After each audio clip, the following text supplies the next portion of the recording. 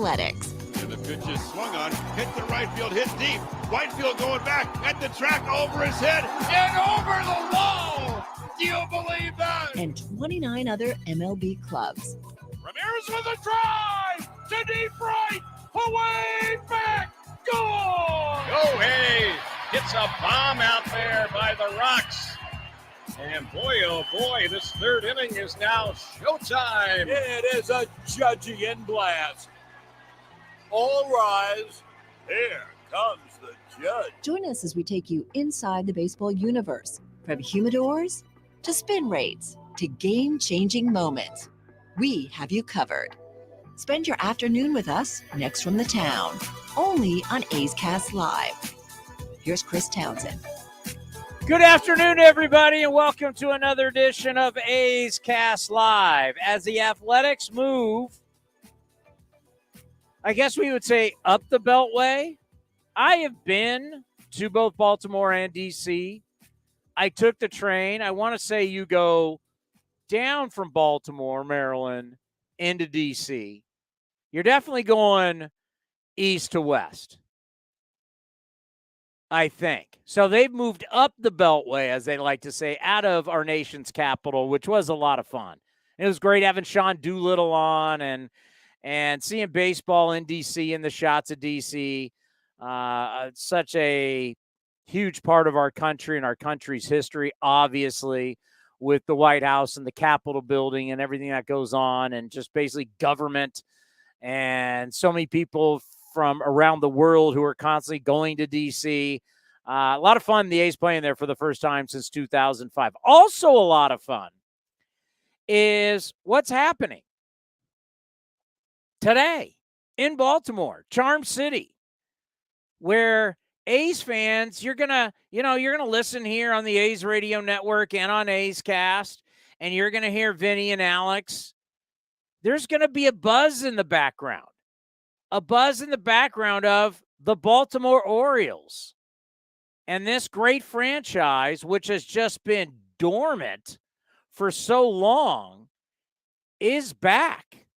And it's a lot of fun to see. And I got to tell you, we're all rooting for them. I mean, you're talking about truly one of the great organizations that's done many battles with the A's over the years. And that was the one thing. Whenever we would see the Orioles come to town and Ray Fosse and Jim Palmer would get together as their buddies. I mean, you think about, matchups of the 70s. I mean, a lot of battles between the A's and the Orioles over the years. I mean, you just think about the success of Baltimore. World Series titles 3, AL pennant 7, AL East Division titles 9, 3 wild card berths, some of the greatest players to have ever played, from, Cal Ripken Jr., Brooks Robinson, Frank Robinson, Eddie Murray. I mean, you're talking about great players over the years. Jim Palmer, the 420 game winners. I mean, they have had just Earl Weaver, one of the greatest managers. They're a big part of baseball's history. And they just went in an absolute dive. Looking at the notes today, the A's from 2018 till 2021 had the fifth best record in baseball. Did you know that, Cody? I did not. I just know that the Orioles haven't hit 69, 70 wins. Okay. Okay, so if the A's had the 5th best record from 2018 to 2021, and you didn't know that, which I don't even know who knew. You knew it'd be pretty good. I didn't know it was 5th.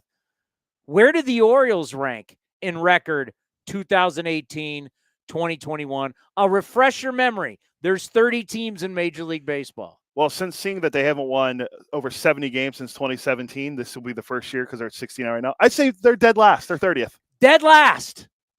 The A's were 5th best from 18 to 2021 in record. Orioles dead last. Do you even know how many games the Orioles won just last season? Now, right now, they're 69 and 61. How many wins did the Orioles have last year? I'll say they had 14 less. They had 55. No, 15 less, 54 wins. Not correct. They had 52. Oh, okay. Even worse. 52 and 110 last year. They're now 69 and 61. 17 win improvement already. Since July 3rd, who has a better record than they do? See, he didn't. I did this for my NBC TV hit today that you'll see A's pregame live with the great Brody Brazil. And I believe Bip, one of my all-time favorites, is still doing the show with him. You're going to see this on NBC. But you didn't see me record this, so I'm testing your knowledge. Two teams have won more. One's real easy. Two teams have won more games than the Orioles since July 3rd. Dodgers. Easy. Number two, who's been the second best? Orioles. No, Orioles are third. Houston. Philly. I'll give you one Mets. more. That would be your Pacific Northwest Seattle Mariners. They've been pretty good. And the new contract of Julio Rodriguez, which, by the way, the more you read about that, fascinating. Like, if you would have been able, and this will get me off track, pull me back. But if you were able, let's just go back in time and say, hey, Matt Olson, I'm going to give you a contract that's guaranteed for $120 million. But in the next 10 years, you hit all these escalators, triggers, whatever you want to call them. It can be worth $330 million. So that 330 is not guaranteed. You got to earn it. And if you're a team, because what's key about this contract and what could be the future is I can budget, right? Every single year we all have budgets. Our boss has a budget. We go to our boss and we say we want to go to the winter meetings again because the last official winter meetings was in San Diego, 2019. A lot of our loyal listeners, you enjoyed it. You heard all the biggest names in baseball. You heard front office people. You heard all the guys from MLB Network. We had Marcus Simeon on. We had so many different people. There became a love relationship between Cody and Kevin Cash of the Rays. I mean, a lot of stuff was established. Well, we've gone to our boss and said, we want to do it again. Winter meetings are back in business. So is it in the budget? Yep. We're going to San Diego in December for the winter meetings, and now it'll all be on video. So when we have all these great guests, it'll now be on video along with audio. But everybody's got a budget, right? So if I have Matt Olson for $120 million for 10 years, we'll call it, I can budget that. I know every year going in. I can work around it because I know that. Now, if he hits the escalators, the triggers, whatever you want to call them, milestones, and it gets up to 330, what do I care? He earned it, and he was a great player. And if he's a great player and he's earning MVPs or he's earning whatever, that means I made money as a business. Because if he's doing well, I'm doing well. That's the future of the game, hopefully. I love the ideas for these contracts. I love the idea for team like we are now. Not saying we're going to be that with Howard Terminal. By the way, I've had a great text thread today. I did not get to see it. I guess they're going to have it on again today. And it is with Lauren Taylor, Oakland council member, has done an interview with Brody Brazil. I believe they played some of it yesterday. I didn't get to see it because I tape every A's game. I tape every pregame, postgame, because they've got stuff in there that we can use, right? They tape us so they can use it. We're all one big happy family. And unfortunately, the game went 14 hours yesterday. So while it said A's postgame, it was still just like the 8th inning. It was a 4-hour game. The average baseball game is down to 3 hours and 4 minutes. Okay? 3 hours and 4 minutes. This game yesterday went 10 innings. You're like, well, it went extras. Of course it went long. No. It was 4 hours and 2 minutes. 4 hours and 2 minutes. The 9-inning game is 3 hours and 4 minutes. So in theory, to play 10, one extra inning, it took an extra hour. 4 hours and 2 minutes to play just 10. So I didn't get to see it. Brody has sent it to me. It's on YouTube. It is titled Oakland Council Member Lauren Taylor Optimistic on Howard Terminal Binding Vote. And I asked Brody, you feeling good? He's feeling good. If Casey Pratt from ABC's feeling good and Brody Brazil from NBC Sports California is feeling good, I think we all should be feeling good. Because Brody will be totally honest with you, especially with us. He's going to be like, no, he's right now, he's feeling pretty good. Where was I going with that? You were talking about budgeting. If you can budget them out, talking about Julio Rodriguez's contract and budget. And yeah. $330 million. It's great. Absolutely great. But back to the A's in Baltimore. It just goes to show with the right pieces, you can turn this thing around. And that brings me, that's where you got to bring me back to who? The guy who threw yesterday, Ken Waldachuk. I mean, he reminds me of a guy that I played against. He's not a you know what? I don't think we're ever going to take you to a San Jose State game again the night before show. You've been an absolute zoo today. Well, that's just my reminder to clock back in for my. Yeah, it's a zoo. I mean, you got all kinds of stuff going on people didn't get to see before the show. I mean, you're a zoo today. Did that Spartan win?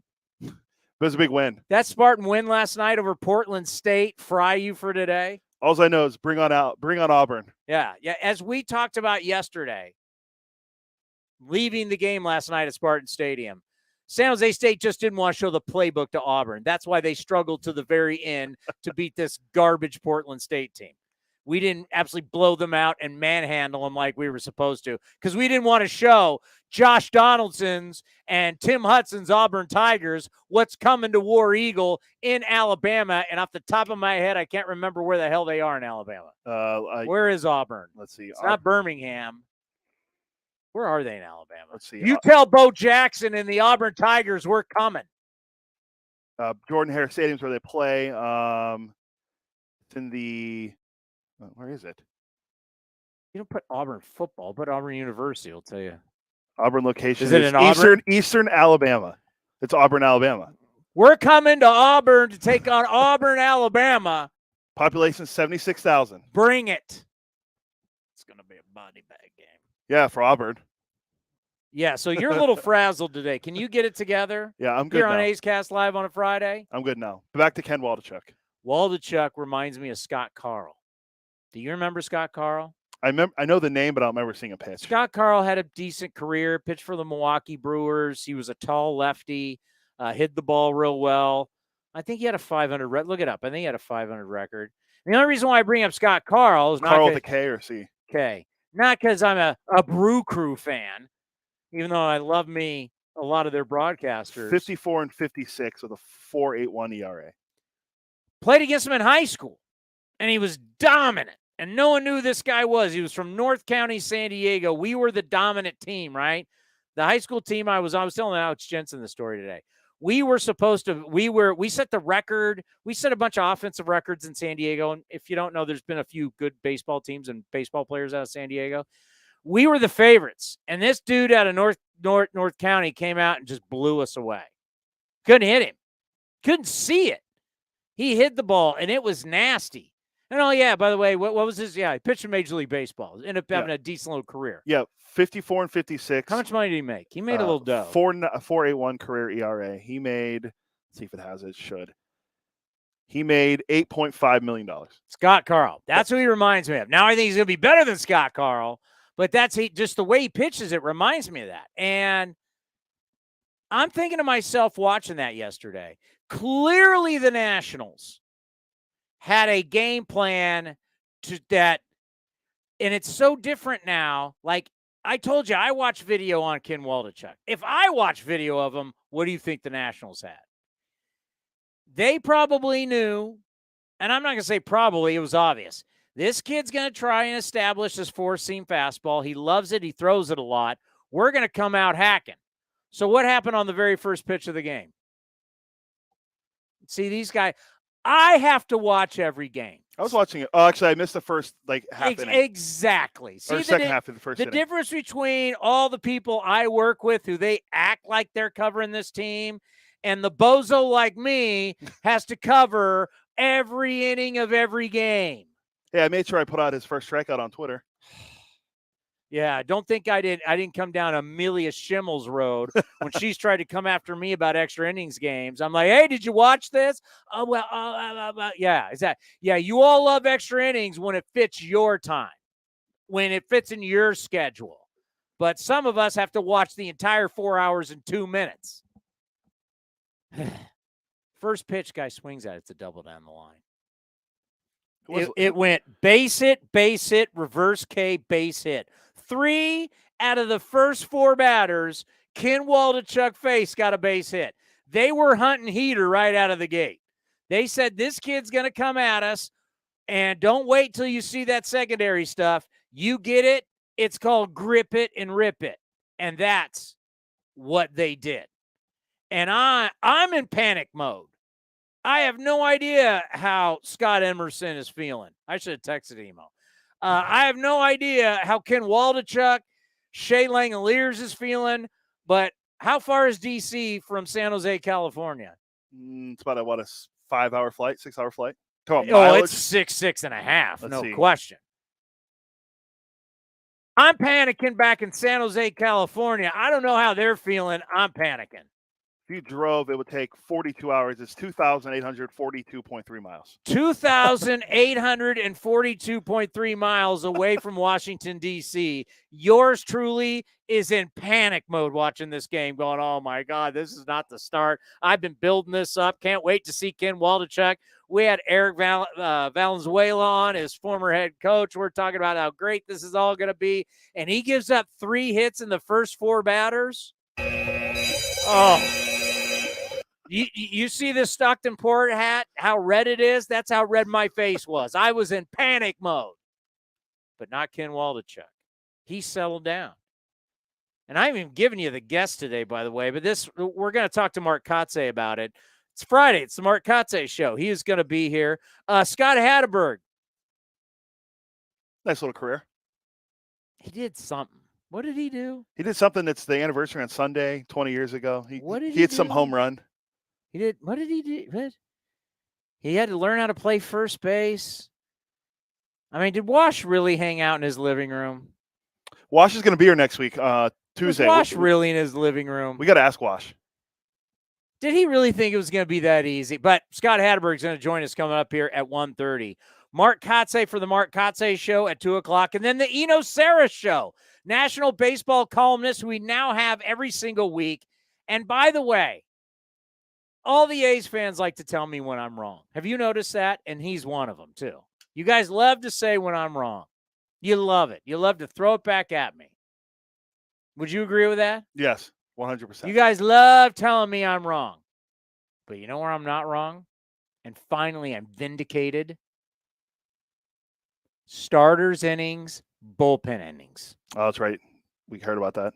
Starters innings, bullpen innings. Eno Sarris on The Athletic has written a term paper. It's not an article. It's a term paper, and it's got graphs and pictures, and it's got a strap in, folks. It was one of those nights where I get done with the postgame show. If you don't know, after I do this show, then I do pregame, and then I do everything during the game. I'm gassed. I mean, it's already a full work day. Now I got to get back. Townie's got to get back up for the postgame, so I fire down some coffee. Let's rock it with the callers, right? Well, when that show's over, I just can't come down and go to bed, so I got to find something to do. I read Eno Sarris term papers. And you should read it, but if you don't want to, don't worry. I did, and we're going to talk to him about it. The more bullpens pitch, the more exposed they get.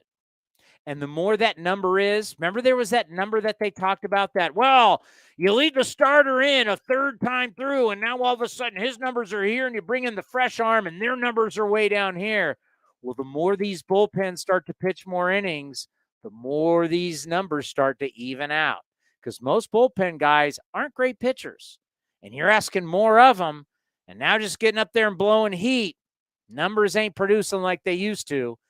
And as I've been saying, the tipping point is this year, because you know how many bullpens right now in baseball, including your Oakland A's bullpen? They're falling apart.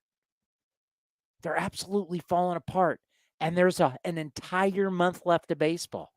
And what they used to do, the dirty little secret, September call-ups. We're now going to have 37 guys, and we can put as many guys down in the bullpen as we want.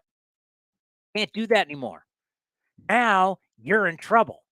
So whole article leading into September with 30-plus games left. We're at 30, but some teams are even more than that. You've got to cover a whole nother month of baseball with a bullpen that's out of gas. It says empty. The fuel says empty. And how you used to fill it back up like the Milwaukee Brewers have done to get them into the postseason the past couple of years, they bring in a bunch of new guys. Can't do it. And you can't ship guys back and forth to AAA because of the options. It is coming back to haunt them. And I love it. And I'm vindicated. I'm going to add this to you real quick. Who had the best bullpen ERA all of last year in baseball? Okay, every single time you ask me a question, there's like a trick question. It's not a trick question. I think it is a trick. I'm gonna prove to you that every single time you ask me, it's not going to be the Dodgers. They were second. I'm just going to show you how I know you. They were second. I will guarantee, even though I do not know the answer to this, but I know you, I guarantee it's the Giants. What was the Giants? Where are the Giants at this year? I didn't know that. I just know how Cody doesn't there's always something to his questions. It's the Giants. Where are they at this year? They're like 30th. They're 8th worst in baseball.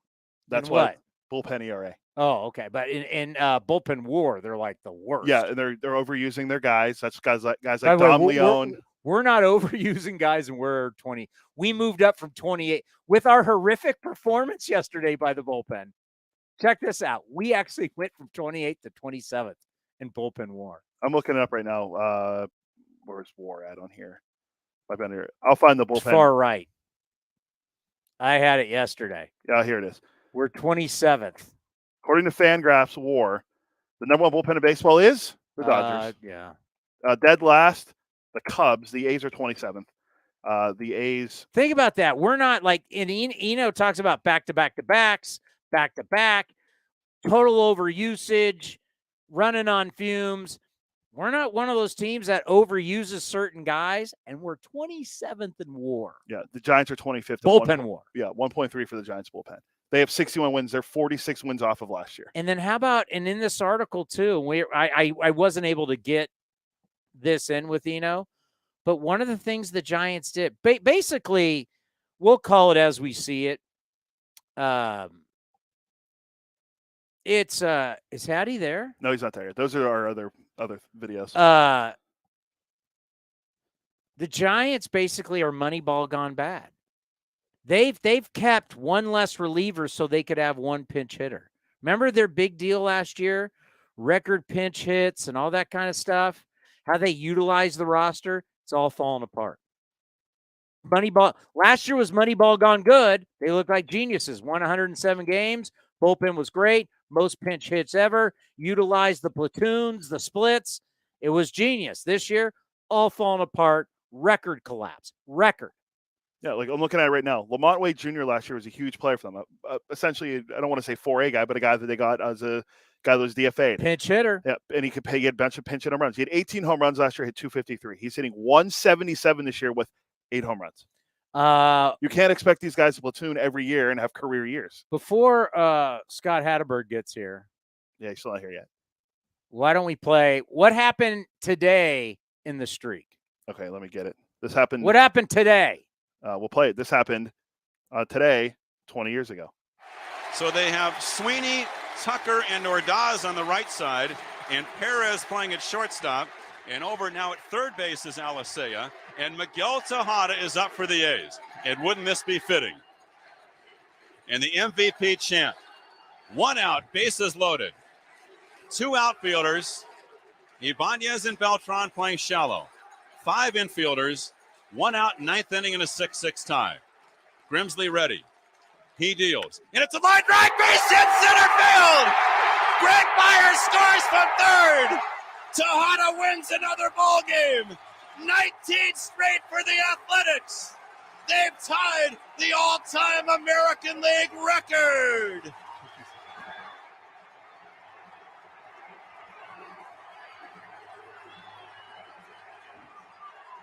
There's a lot of cheering. I left it in here for theater of the mind, setting the stage. The 1906 White Sox, the 1947 New York Yankees have company. And if that isn't another MVP statement by Miguel Tejada, I don't know what is. He is amazing. The A's are amazing. 19 in a row. 19 in a row. I mean, you think about that. Like at that point, you're like, wow. And then the next game, you're cruising. You're absolutely cruising. You got Tim Hudson. Recently, we had all the guys with the season ticket holders. It was a great event. And Art Howe admitted, yeah, my fault. I thought this game was in the bag. And, of course, it would lead to one of the greatest home runs of all time. Scott Hatteberg is with us here on A's Cast Live once again. We're just playing that cut. And, you know, I'm glad Miguel Tejada came back. It's his first time coming back as an Oakland A, not as someone of like the Baltimore Orioles or the Royals. He came back finally just to be Miguel Tejada, the Oakland A, and what he really means to the fan base and the franchise. And I got a sense, and I know you got to talk with your teammate, what it meant for him to come back. And we could celebrate him as truly one of the great A's. I don't know if you got to hear the entire cut, but that was him with the game winner, 19. He was huge for you guys down that stretch of the win streak. He carried us there for, I mean, it seemed like the whole last week. It was the Miggy and then the rest of us. So, yeah, he put us on his shoulders. It was great to see him back. The guy's such a humble guy. You know, he doesn't come across as that, you know, all-star MVP guy. He's just a great teammate. He was thrilled to be back. We were thrilled to see him. Yeah. And he looked freaking physically cut. I mean, the guy, he still looked like he could play. He was going to throw out the first pitch, and they say, hey, you're going to catch it. And I went, catch it? This guy might throw a bullet at me. Anyway, he looked great. It was great catching up, but it was a great weekend. Yeah, it was kind of like, hey, Miggy, you think? I mean, shortstop, maybe no. Can you play second base? Could we DH you? I mean, can you still? I mean, he looked phenomenal. He really did. He really did. And I guarantee if you put him in the box, he'd put together pretty good AB. You know, I think about that weekend and just seeing you guys, because it's so different. We've done so much with the 70s teams that won 72, 73, 74, and we've lost so many of them. And these guys, you know, it was such a long time ago. For you guys, 20 years isn't that long, but it is time that you've been away and a chance to truly appreciate what you guys accomplished. Of course, it was an unbelievable year winning the American League West. But now that you've experienced that, what was it like hanging out with these guys? Because you mean so much to each other. Well, you get back together and, you know, you haven't seen guys in a long time, but really good teams and really good, you know, locker rooms, you seem to kind of just fall right back into the same jokes, the same rhythms. And it's exactly what happens. We've gotten together a couple times, I think at the 10-year and whatnot, but man, you just go straight back in. You're just transported right back into the locker room. It's a really tight knit group. I think you guys had mentioned earlier talking about we were talking to the season ticket holders. Yeah.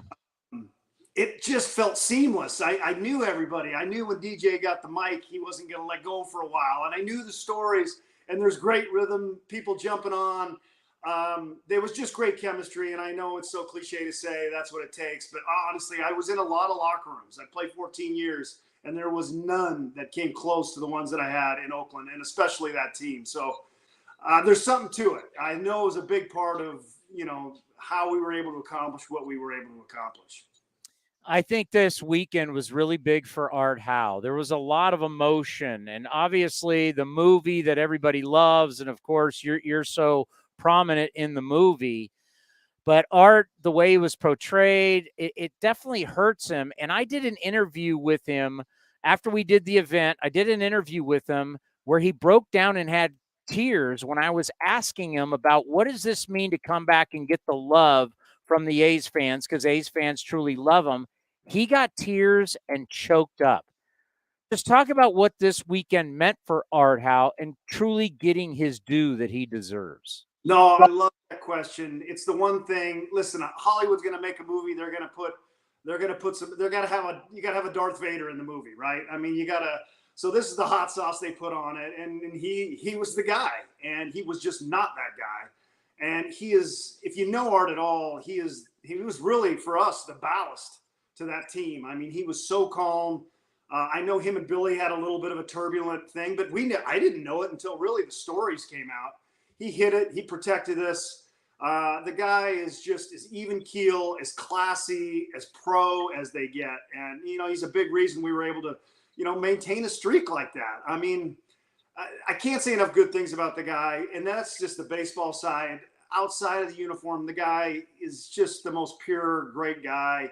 I can't say enough good things about him. And he really kind of got hosed as far as his depiction, and he would never come out and say anything to just ruffle feathers, and it ended up being a great movie for the A's, but he would never take it selfishly. So I love that he got out, and I think people realize, this is a great guy. It was a poor depiction for sure.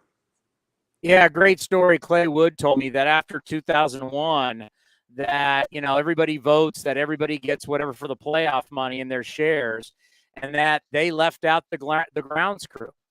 And Art Howe took a check and wrote the money out that should have been the grounds crew, their share, out of his own pocket, and gave it to Clay Wood and told Clay, disperse this, and I'm sorry, it will never happen again. The guy took money out of his pocket to take care of the grounds crew when the players should have done that. And he made sure it never happened again. That tells you the type of man and the integrity that Art Howe has. I mean, that's perfect. I didn't even know that. I mean, that story is perfect. That defines the guy. He's the manager, but, he never put himself above anybody. He was a teammate. Anyway, we're lucky to have a guy like that in just the A's history. And I'm lucky to have known him. So I love hearing that story. That's a great story. All right. In the movie, you got Billy Bean, you got Wash in your living room trying to convince you on something. What really happened, and did you ever buy that yes from a catcher to first base? Well, they never showed up in my living room. That's one thing. I felt like he was in my living room. He called me, I remember, on Christmas Eve, and he's a big personality, so I felt like he was there. I think Wash was home definitely, not knowing what he was in store for, trying to teach me how to play first base. But I thought, man, I have caught my whole life. I haven't picked up a ground ball ever. And now this crazy guy wants to give me everyday at-bats and replace the MVP of the American League, Jason Giambi. I thought he was crazy, but I thought before he sobers up, maybe just say yes, and I did. And after that, I just had a lot of sleepless nights going, how am I going to pick up ground balls? I actually had my wife hitting me balls on a tennis court not too far from the house, which had pine cones all over it. I couldn't even field those. And then I ended up spending a lot of time with Wash. But, wow, I did not think what it was going to happen happened. Well, and then the story you told to the season ticket holders, which I was like, wow, is the bat, right? Because you hit this home run. It's a historic achievement. And anything that has anything with history, they're putting a sticker on it and they're sending it to Cooperstown. Well, you've got a bat sponsor and you're hitting a historic home run with the bat that's not sponsored. That's unbelievable. That's a whole nother story a lot of people don't know. Listen, it was a desperate situation. Some garage company had come by about a week prior. It was the most beautiful bat I've seen. I used it in BP. The ball jumped off of it. I thought, this is a no-win situation. I've taken every single at-bat of my life, had been with a Louisville Slugger. And this one time, I take this bat to the plate and hit the biggest home run of my life. Man, when we celebrated in the locker room and that guy tapped me on the shoulder and he said, hey, Scott Hatteberg, nice job. I'm so-and-so from Cooperstown, the Hall of Fame, and I'd like that bat. And I said, oh, no. And I handed that man a Louisville Slugger. And I told that story to Michael Lewis, and it ended up in the book. And Cooperstown didn't like that, and they sent that bat back to me with a sternly worded letter. Oh, it's funny. It really is funny, but thank God you did change that bat. Now, I mean, you've been asked about it so many times. You've seen it. We play the highlight all the time. TV plays the cut. I mean, it's such a special moment in baseball history, just not in A's history, baseball history. It's an iconic moment. I mean, when you look back, do you ever get a chance just go, wow, I did that? Well, it's surreal. It's surreal to be kind of the end of it, or, the climactic part of it.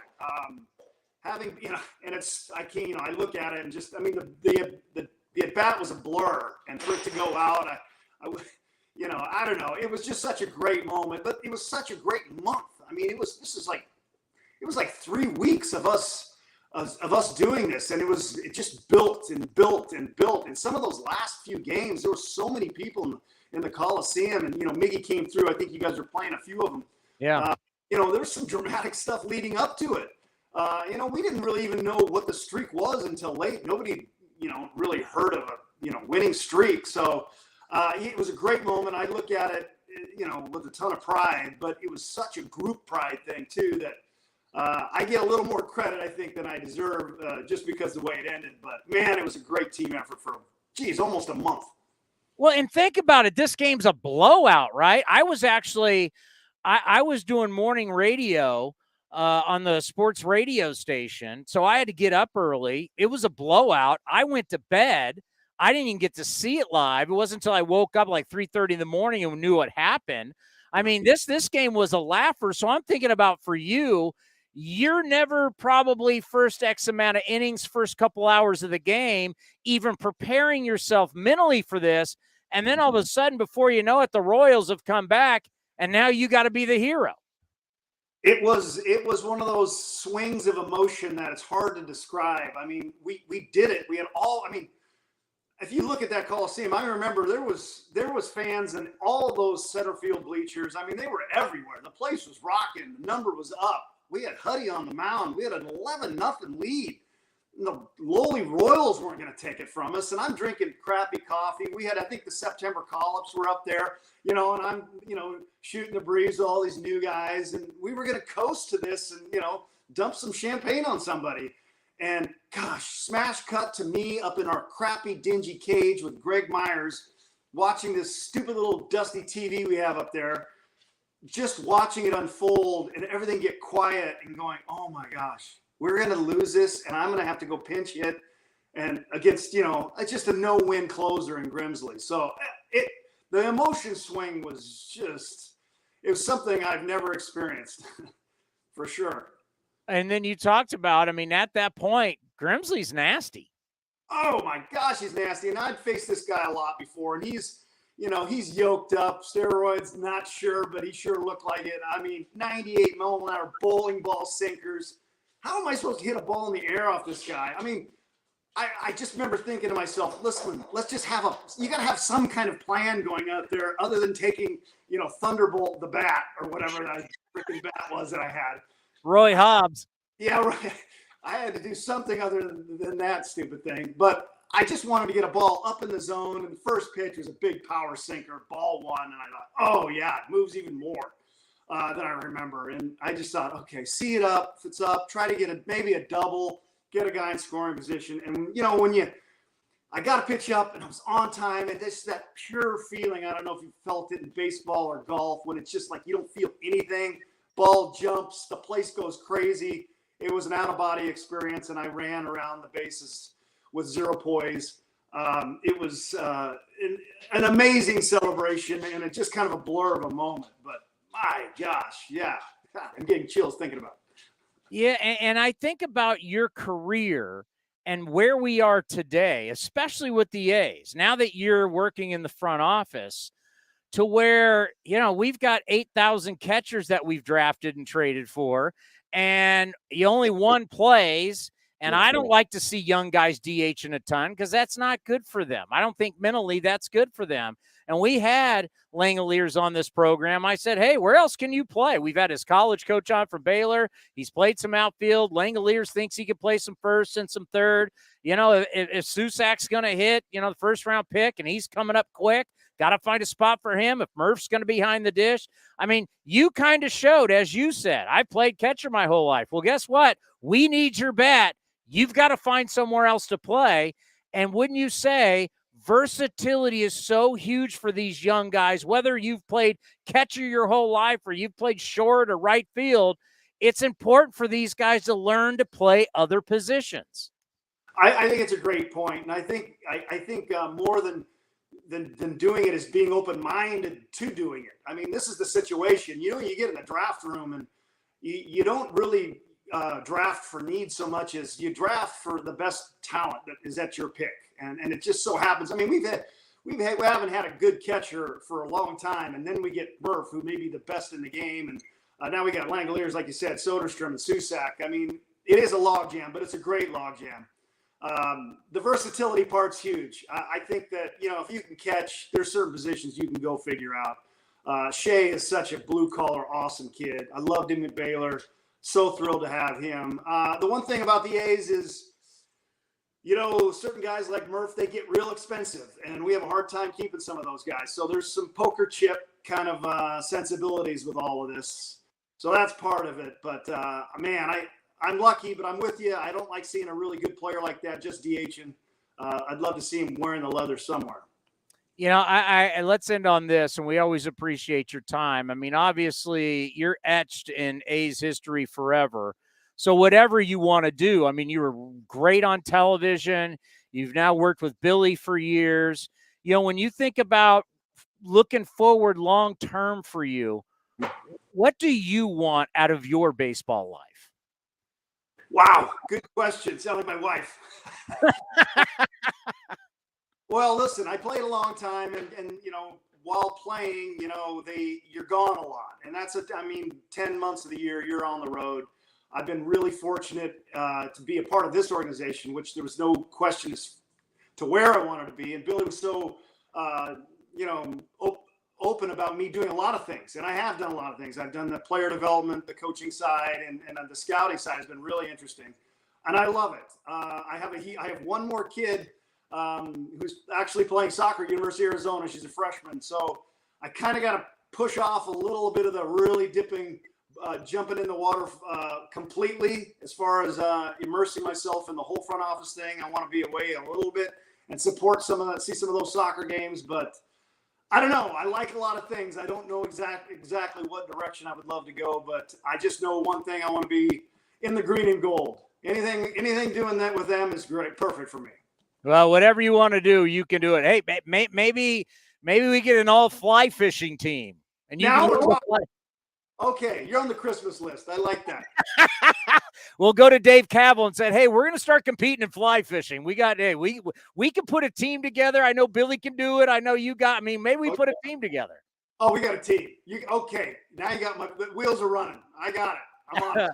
Hey, thank you so much for your time. We always do appreciate when you come on A's Cast Live and to celebrate this moment. It meant so much. It meant so much to you guys. It meant so much to the fans. That team is just such a special team for Oakland A's fans. It's just we all felt it, and I'm glad that you guys all got together. It was really cool stuff. Huge proud moment for us. We love Oakland. You could tell by the turnout. I mean, gosh, how many guys showed up for that thing? Yeah. I know it meant a lot to them, but it meant double to us. So we're proud to be part of the Oakland Nation, and I appreciate you guys having me on. Take care, and you be well. Be well, guys. The great Scott Hatteberg joined us here on A's Cast Live. Good dude. Great hair. Should be doing TV. Well, he did do TV, a couple years ago? That's not his, he says he's great at it. It's not his thing. Like, he could be great at it. Yeah. But I remember seeing him. You got to travel. See, that's the thing. I've said this for years. You now have the modern player. Okay? The modern player. And because of Baseball Reference, we can go to Baseball Reference and we can look up how much guys made in their career. And I remember the one guy that they always, because like home run derby, remember when Piazza sucked in home run derby, but they'd bring him in and he'd do the broadcasting. Everybody was, oh, Mike's a natural. Mike Piazza's going to do home run derby. Mike Piazza's going to be a broadcaster someday. Mike Piazza made like $160 million. Yeah. Mike Piazza's not like these guys have all, they don't, years ago, players always became broadcasters because it was staying in the game, love of the game, and the paycheck. Well, a lot of these guys don't need the paycheck. So it's like they've got to really love it. I mean, it's not easy. And I know we look at it and go, cry me a river, but it's not easy to be flying into Pittsburgh or Tampa at 3 a.m. and getting to your room and getting a few hours sleep and waking up the next day and, all right, give me coffee. Let's go. Time for another ball game. I mean, these trips, these seasons, I mean, people are dragging. They're dragging at this time of the year. I mean, it's just, it is. I remember for me, before COVID, like when I was traveling with the Raiders full time and then I'd hop on and do some A's trips, by the end of the year, I was like, and I wasn't doing every trip. It wears on you. Planes and buses and hotel rooms. And I don't care how nice the Four Seasons or the Ritz-Carlton is. It's not your bed. And when you're gone for 10 days, it gets old. So to get these guys to make this type of commitment, it's not easy. That's why we seen a mega superstar, high-paid guy say, yep, I'll do the grind every day. I'll be in it. No, the only guys that do it full time that were pretty big name players, but this is back in when money wasn't as big. Like Eck does it, but Eck's retiring now, and David Cohn are the only two guys I can think of that work for a team. David Cohn made a lot of money. Keith Hernandez. Eck made good money, no doubt. Eck's a multimillionaire. Keith Hernandez maybe, but there's not a lot. Keith Hernandez, those guys. I mean, they weren't making $20 million a year. I think David Cohn. I would say David made. Here, I'll look at Eck. You look at, I think Code probably made over $60 million.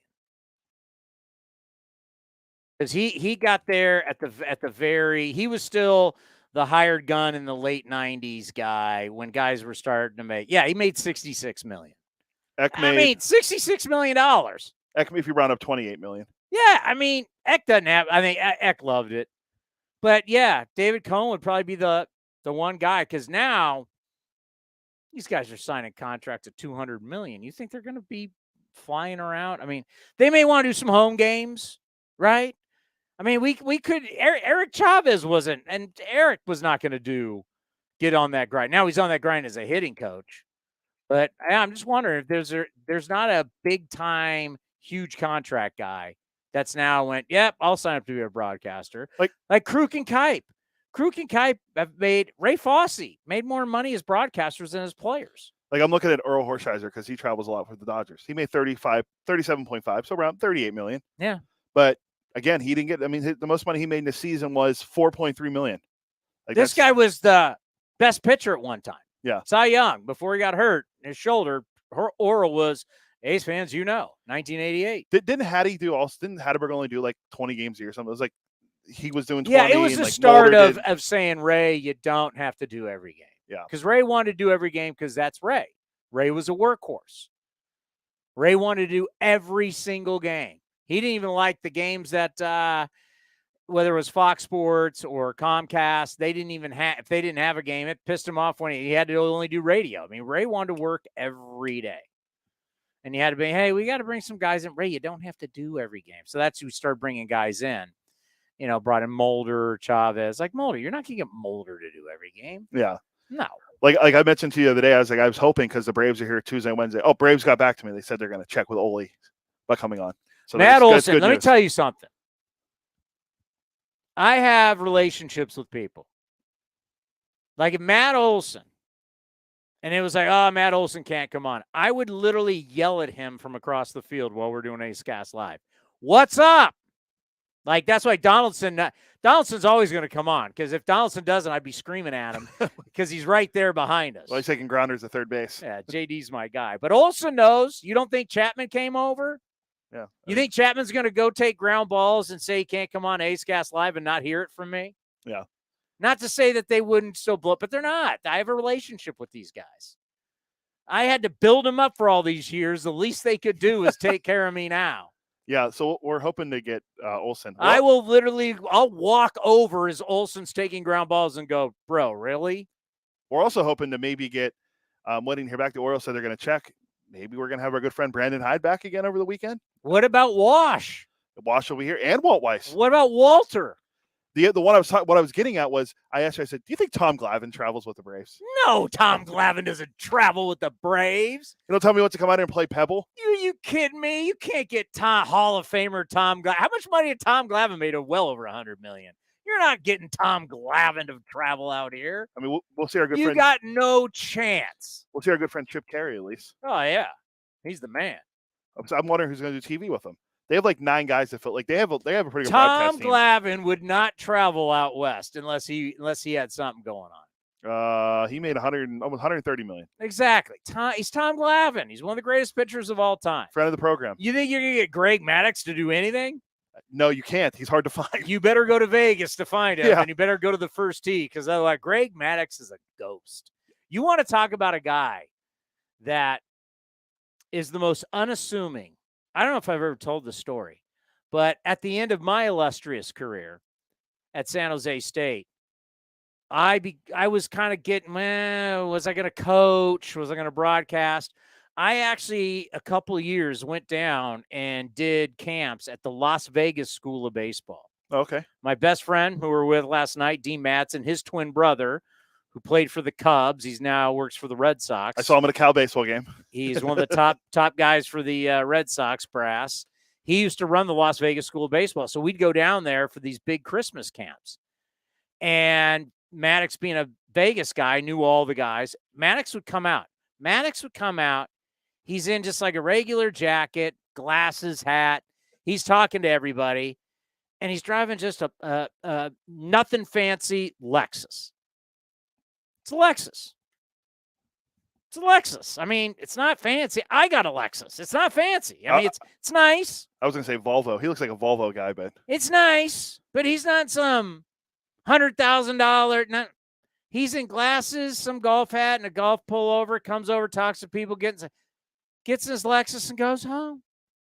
He's like, Tom, dude, when he came to talk to us, he is Greg Maddux. He's winning Cy Young Awards. He is the best pitcher in baseball. He's a star. That guy could walk down the street in Vegas. No one even knows it. He didn't care. And now, as all these other guys, they write books and they do this and they do that because they want to keep their name in it. They have restaurants. They have this. They have that. No, Maddux just playing golf, living his life. He did coach at UNLV because his son was there, and he would never come out of the dugout. I wouldn't either. He'd never come out of the dugout. And he wasn't in full uniform either, and he was one of the coaches. I mean, he's Greg Maddux. He can do whatever he wants. If people want to see a good video of Greg Maddux, watch him. Just YouTube or Google the Chris Bryant, Greg Maddux. You ever see that one where he dressed up as a random guy and pitches BP? Yeah, and Chris Bryant's like, oh, this guy can really bring it. Who is this guy? And then he takes it off and he goes, oh, because they're both Vegas guys. So it's pretty funny. The great Greg Maddux. A team will be in Vegas, and I bet he'll be somewhat a part of it. I don't know what part of it. But, you know, when you think of, I mean, a lot of great players have come out of Vegas. I mean, you've got one of the best right now, Bryce Harper. Yep. You said the Phillies were done. I said they weren't. I mean, the guy that single-handedly turned around the Dodgers season, Joey Gallo's from Las Vegas. Chris Bryant. They've had all kinds of guys come out of that. Matt Williams. Yeah, I'm trying to think if there's any big pitchers that came out of Vegas. Actually, Matt Williams, all my Nevada brethren would tell you Carson City, which is northern Nevada, which is high desert, which is their state capital, which is right just south of Reno. That's where Dean's from. The biggest little city in the world, right? But he went to UNLV. So he's kind of a Vegas guy. I mean, UNLV's produced a lot of great guys. There will be a Major League Baseball team in Las Vegas.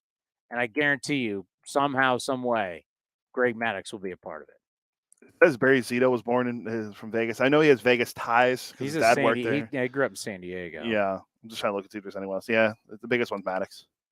But we do know that there is Harper and Gallo and Bryant. Why, they don't have them there? No, I put pitchers. I'll just put baseball players. Harper, Chris Bryant, yeah. Paul Sewald is one of the best relievers for the Mariners. Bryson Stott, he played at UNLV, the Phillies' top, what is he, a shortstop? Keep going down. What else you got? Eric Fetty, who pitched against the A's the other day. Yeah, just pitched. Tommy Pham, who's been traded like 8 times this year, and don't make him mad. Tommy Pham from Vegas? Chris Carter, A's legend, is from Vegas. Oh, all the fans told me in Sacramento Chris Carter was going to be the greatest home run hitter of all time. How'd that work out? Parker Dunshee, who's in the A's system. I don't know if he still might be. Yeah, he's still around. Yeah, so there you go. Coming up next, it's Friday. What happens on Friday? Mark Kotsay. It's the Mark Kotsay Show right here on A's Cast Live. The Coliseum has gone by many names, but none better than the Last Dive Bar. Hi, everyone. Ken Korak here, and my friends at Last Dive Bar are helping us celebrate our longtime home. Last Dive Bar has the most unique merchandise for all Oakland baseball fans. T-shirts, sweatshirts, the Ray Fosse line, and my personal favorite, the lights have taken full effect. Visit their website at lastdivebar.com or follow them on social media at Last Dive Bar. All proceeds are invested back into the A's Community Fund and their affiliated charities. Go to lastdivebar.com. That's lastdivebar.com. The Eno Sarris Show is sponsored by Fieldwork Brewing Company. With 8 taproom locations in Northern California, Fieldwork brings you fresh craft beer direct from the source. Fieldwork will also ship beer direct to your door if you live in California. Visit fieldworkbrewing.com. Hey A's fans, check out Longport Fish Company, an exciting new chef-driven seafood restaurant located in the Veranda Shopping Center in Concord. Longport features the highest quality lobsters, oysters, king salmon, flavorful cioppino, and much, much more. It features a full bar of craft cocktails, local brews, and a curated wine list. Longport Fish Company is for all occasions too. Date night, business meetings, catching an A's game at the bar, or bringing the whole family. Check us out at longportfc.com, on Yelp, and on all social media. Humanity has accomplished a whole lot so far. We created penicillin, the automobile, and the internet, not to mention drones, duct tape, and the hot dog. It's all thanks to the power of human connections. And Ring Central's here to make that even easier, more seamlessly and securely, on a platform built to grow your business. Say hello to a whole new way to say hello. Visit ringcentral.com and say hello to possibilities. Ring Central. Message, video, phone, together. Some things just go together. Peanut butter and jelly, cookies and milk, Oakland and Kaiser Permanente.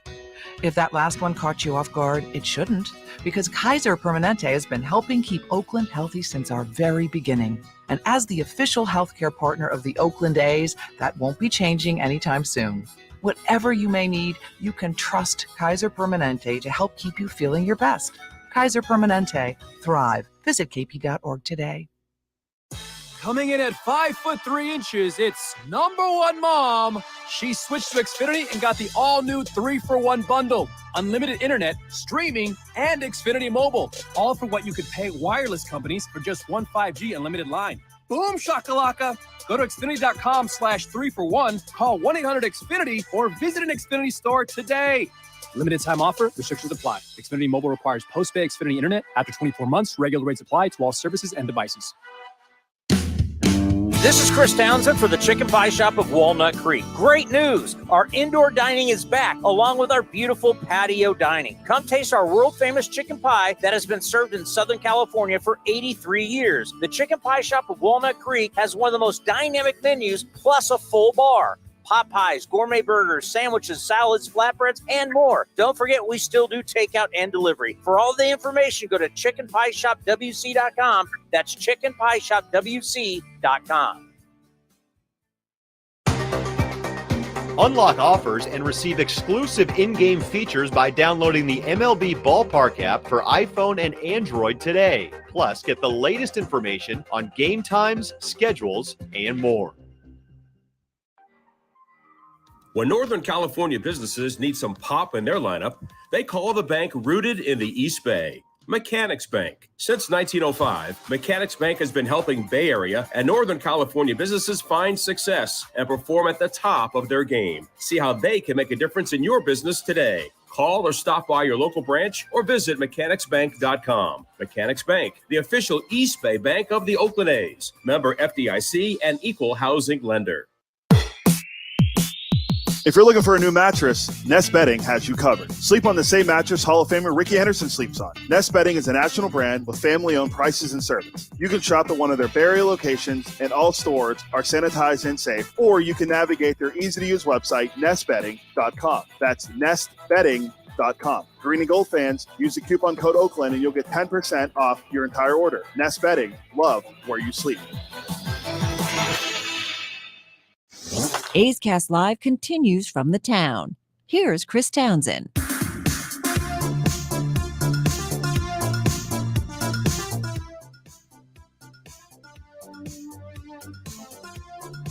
Betting.com. Love where you sleep. Use the code Oakland to get 10% off your entire order, your bed, your sheets, pillows, all that great stuff. Go to nestbetting.com. Use the coupon code. You're in Baltimore. How are you? I'm doing all right. Yeah, we're in Baltimore. I'm in the office, getting ready to start the day. You know, when I think about getting back to Baltimore, you know, for so many years it's been so sleepy and the fans haven't been fired up. Just it's going to be a whole different atmosphere. It's a great baseball city. What do you think it's going to be like the next 3 days? No, I think the energy will be great. Like you said, this team's in the wild card race. They're playing really good baseball, and the city is behind them, and the crowd should be really electric for the next 3 games, which is exciting for us, exciting for our ball club as well. Yeah, and I think from the standpoint of your club, and maybe you can look back at your career when you were a young player and you got to go to an away stadium and there was that vibe and there was the playoff vibe and things were, as you said, electric. What is that like for these young guys and what can they learn? Well, we had that crowd. We had that energy Saturday, Sunday at home with that Yankee series. It was great. So we've been in the environment, but as you said, it's different on the road. But at the same time, I think our guys will feed off it and use that energy. It's always great to be in a situation where you are playing good baseball against good teams and getting a handful of experiences that'll only help you mature and you'll benefit from going forward.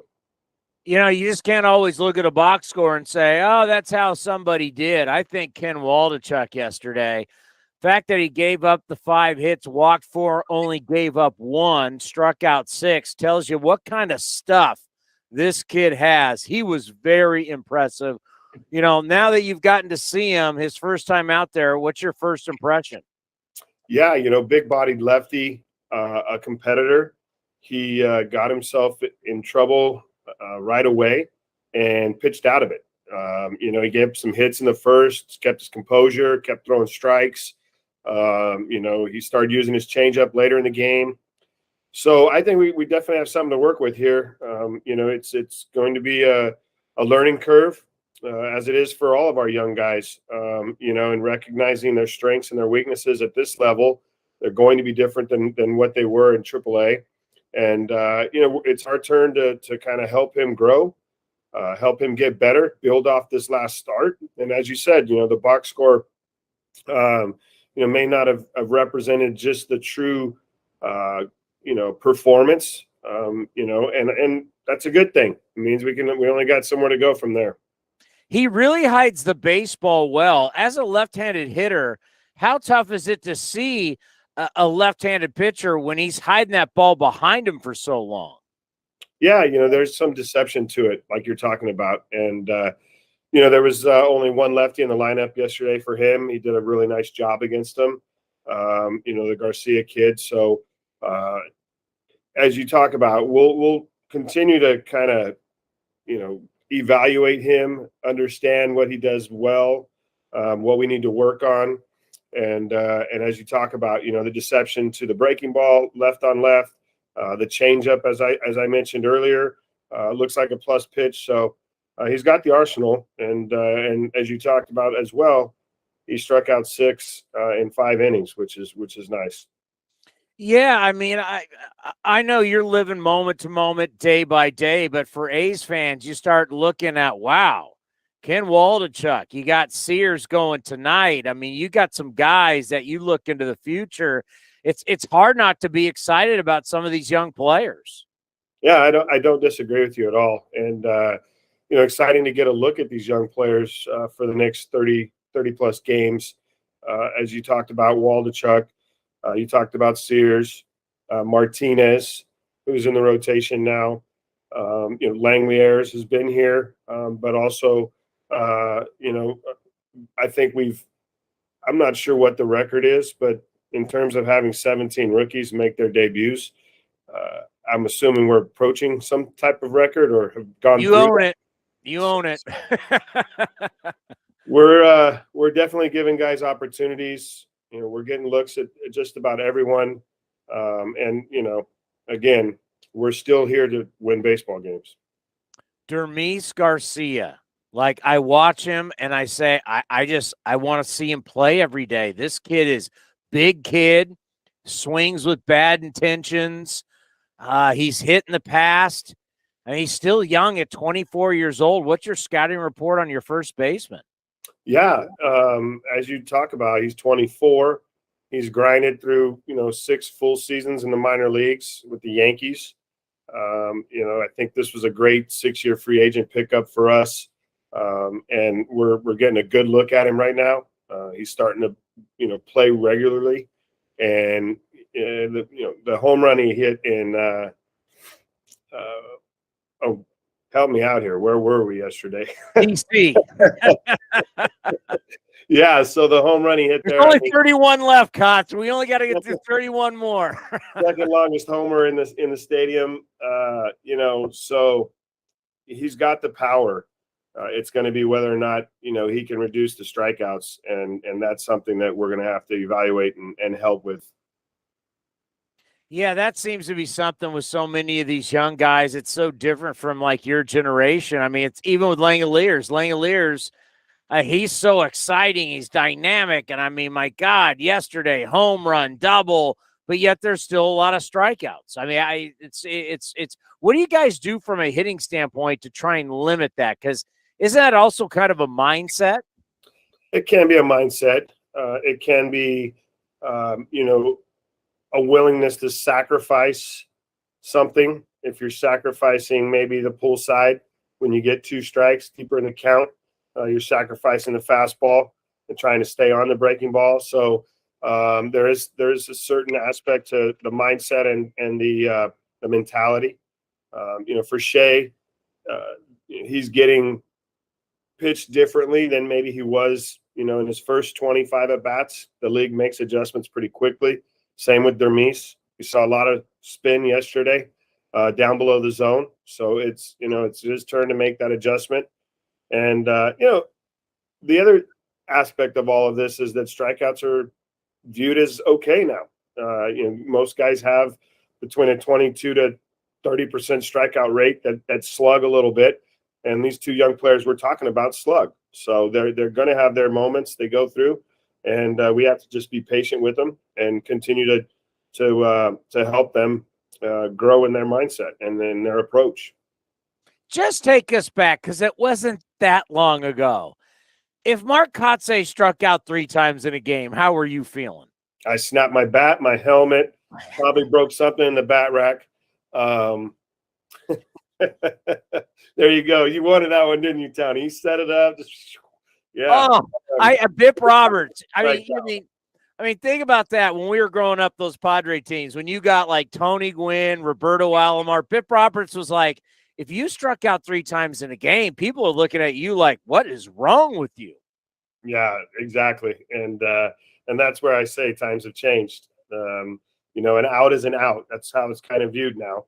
And if you've got power, I think the give and take is, do you want a slow base runner at first base because he, put a ball in play, or do you want him to kind of continue with the mindset to drive the baseball out of the ballpark? So there's a balance to it for sure. And I think that's where, the good teams, if you're looking at the division leaders and the Dodgers and the Yankees and, Cleveland's an exception. Cleveland doesn't slug a ton. They put the ball in play. and they collect their hits. Jose Ramirez is the exception in that lineup, but he still doesn't. I don't think his strikeout rate's that high either. So that's a team that utilizes putting the ball in play, and they're ahead in their division. We got an interesting dance here in the final month because back in the day, you're able to call up a bazillion relievers, and then you're gonna, if your bullpen was a little taxed, it's okay. You got all these guys coming up from AAA. You don't have that anymore. Obviously, starters, relievers. Are you going to try and maybe get a little more out of your starters to help these relievers out? I mean, how do you think this is going to work the last month? Because there's still, like I said, 31 games left, some tired guys, and you don't have a bazillion arms coming up from AAA. Yeah, I mean, we still can use, the option for players that have options left. I think that's why you have, the minor leagues continuing their season. AAA doesn't end until I think September 18th, in or around that date. And so that gives us, an opportunity still to, if we need to swap somebody out, if we need to get a fresh arm, we can do that. Whereas like you talked about in the past with the 40-man call-ups being unlimited, you could stock the bullpen and not worry about, wearing guys down. But we're trying to balance that. Obviously, we've got two, of our relievers that were high leverage guys on the IL, Danny Jimenez and Zach Jackson. So, we're evaluating guys that have thrown a bit. Yesterday was a game where Domingo Acevedo needed some time off, and we couldn't use him in that role yesterday. But I think going forward, we also have to figure out whether these other younger guys can step in and pitch in those leverage situations. Yeah, it's interesting because, you look at a full season for AJ Puck. It's been one of the good stories. I've been saying on the postgame show a ton.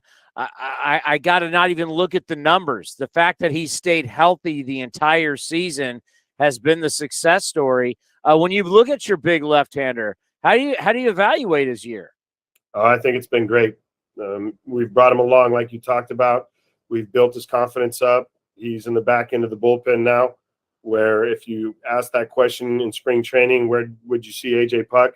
I don't think anyone in this organization believed that he could be closing games by the end of the season, and he's shown that he can do that. And have success with it. So not only has he been healthy, like you talked about, we found, I think, some an area where AJ can have success and success hopefully for long term. Let's end on this. It's really starting to become a special ride for Stephen Vogt here, as we don't know that maybe this might be it for his career. It's been a fantastic career. I mean, no one would have thought when Billy Beane basically bought him from Tampa that he'd be a two-time All-Star, that he'd be a World Series champion. And there's definitely this view that he could be a manager someday. What has this ride been like for you? Because I know you care so much about him. What's it been like? It's been amazing. Truly blessed to have him in this locker room amongst this group. Also, just thrilled to be able to give him some opportunity in this last month to get on the field, to take these at bats, and that home run he hit Saturday against the Yankees to tie the game. That'll stick in my mind for the rest of my managerial career. It's a special moment. Hopefully we get him another opportunity to do the same before the end of the season. And as you said, he hasn't walked in this office and told me that he's taken off the jersey, but if this year is his last and he makes that decision before the end of the season, it'd be a special day, that last day of the season, to put him behind the plate and give him his farewell for sure. Would you be shocked if he's on your staff one day? Not at all. Not at all. I don't know what direction he wants to go. I do know he wants to coach, but I don't know how quickly he wants to get into it. I know personally myself, I jumped right in and have enjoyed the ride. But Steven's got 3 young children, beautiful family.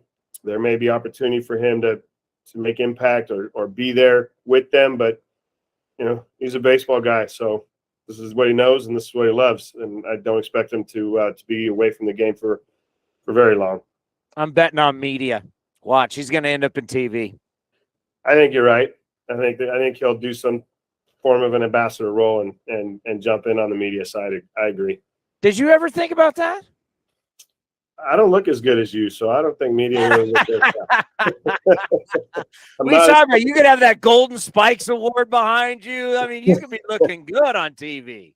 I appreciate it, brother. All right. Thanks, care. We'll talk to you next week. Sounds good. The great Mark Kotsay. He could have done TV. It's how they want to stay in the game. You know, a guy like Jim Palmer, who's still to this day, he's doing games. It's amazing. One of the greatest pitchers of all time, one of the greatest players of all time, Hall of Famer. Still calling games. It's staying in the game. It's the love of the game. Especially as you get older. And like all of a sudden, like Scott Hatteberg was talking about, well, you know, I got a youngest who's playing soccer. Well, at some point, she won't play soccer. And all of a sudden, your kids, they're adults, and they get married, and they have their own families. Well, what the hell are you going to do? Like, you got to do something. You just can't sit around all day long. You only can play so much golf. I mean, you got to, you know, what, staying in the game and saying it's something that you love, and pretty cool. I think it's important for our game that our beloved players stay in it. I think that's really important. I think it's also really important for what we got going today. Seeing J.P. Sears. J.P. Sears, the start of his career, 5-1 with a 2.28 ERA.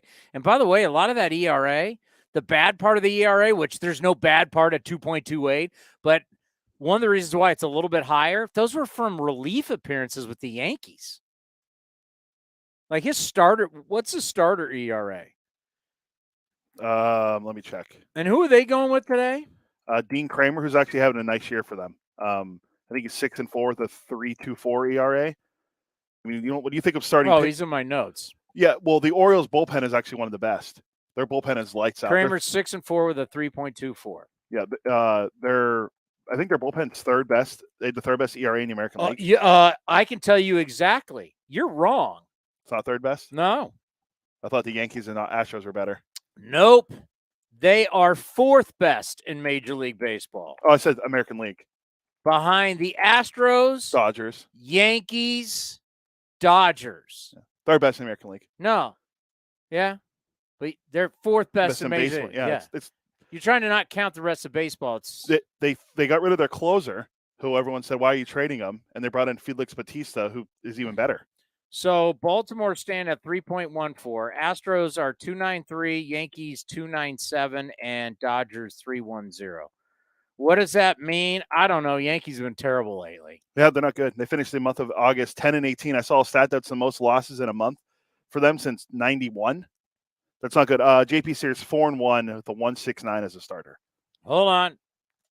Use that for pregame. Was it 4-1 with a 1.69 and 6 starts as a starter? And that counts. That counts Yankees, right? Yes. That was the Yankees start against us. He also, I have it in here in the playbook. JP Sears also pitched against the Orioles on May 25th. He went 5 innings and struck out 5 and allowed no runs, got the win for the Yankees. Can we let this guy go? I mean, this is going to be, and we're going to talk about this with Eno Sarris coming up. The big question. Bullpens are now officially burnt.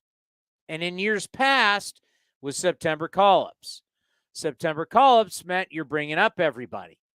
September call-ups can now not happen. So, what are you going to do? You heard us talk about it. Was it yesterday? Did we have a show yesterday? No, we didn't. 2 days ago, where a analyst on MLB Network challenged the Brewers saying, hey, Brewers, your bullpen stinks. You're not pitching your starters as long as you should.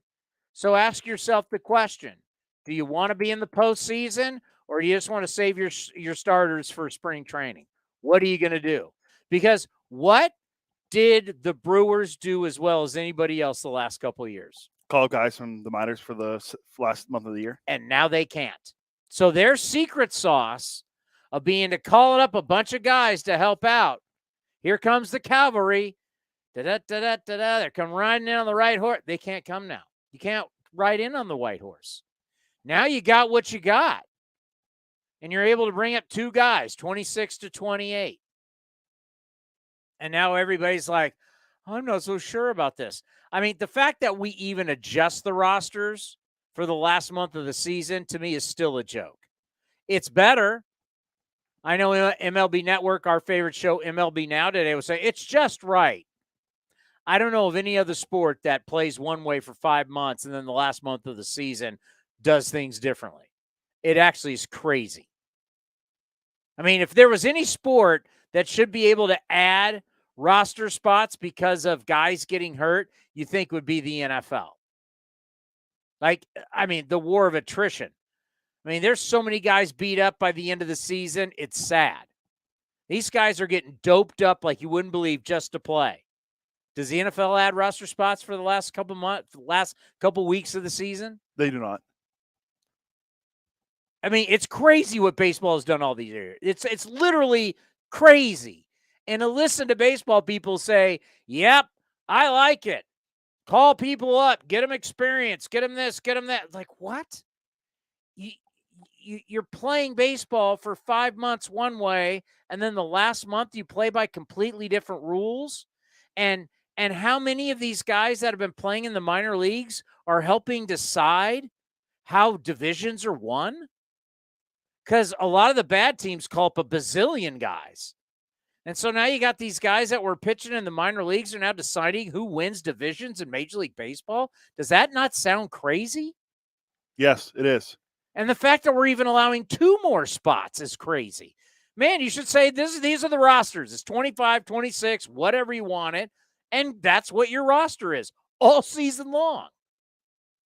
And then how about this? Season's over. We go into the playoffs. Oh, back to normal again. Yeah. Wait, what? So you play one way for 5 months, change it all for the 6th month, but then postseason you go back. And everybody thinks that's normal. I've always hated it. I've always said, whoa, no, this is not right. You should have to survive in September with what you started with.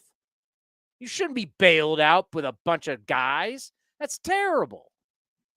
God, we do stupid stuff in this sport. Stupid. Do you want some to make you happier? Do you want some news notes on JP Sears you can use for pregame too? Do you want how hitters hit versus changeup and curveball or slider? Well, you brought it up. I guess you're going to bring it up. You might as well just bring it up. I'll educate the fan base too if they don't know. Hitters this year versus JP Sears' slider, 4 for 28. That's a 143 batting average. Hitters versus changeup, 4 for 30. That's a 133 batting average.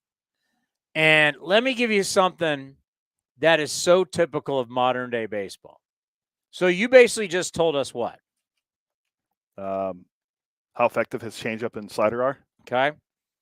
And then some people are going to go, JP Sears is not missing many bats. Just 26 strikeouts and 43 and a third innings pitched. That's a K per 9 of just 5.4. So you just said he pitches. Look how little people hit his stuff.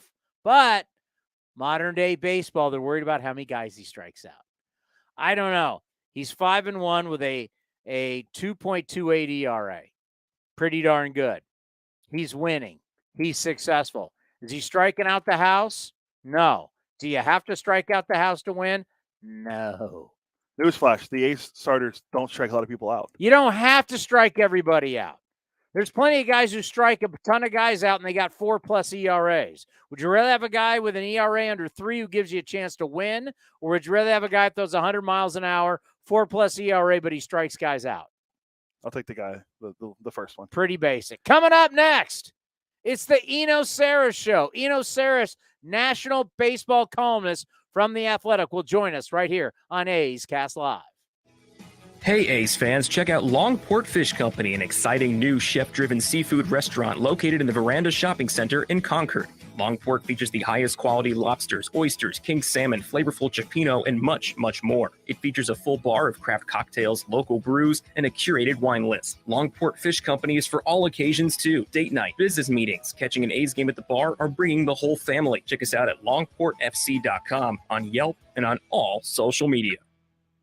The Eno Sarris Show is sponsored by Fieldwork Brewing Company. With 8 taproom locations in Northern California, Fieldwork brings you fresh craft beer direct from the source. Fieldwork will also ship beer direct to your door if you live in California.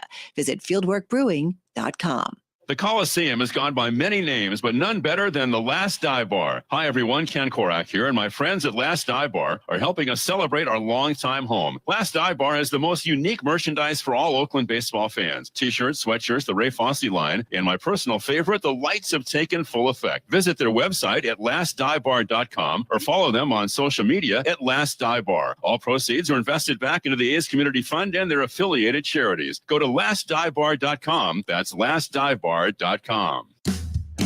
This is Chris Townsend for the Chicken Pie Shop of Walnut Creek. Great news! Our indoor dining is back, along with our beautiful patio dining. Come taste our world-famous chicken pie that has been served in Southern California for 83 years. The Chicken Pie Shop of Walnut Creek has one of the most dynamic menus, plus a full bar. Pot pies, gourmet burgers, sandwiches, salads, flatbreads, and more. Don't forget, we still do takeout and delivery. For all the information, go to chickenpieshopwc.com. That's chickenpieshopwc.com. A's Cast Live continues from the town. Here's Chris Townsend.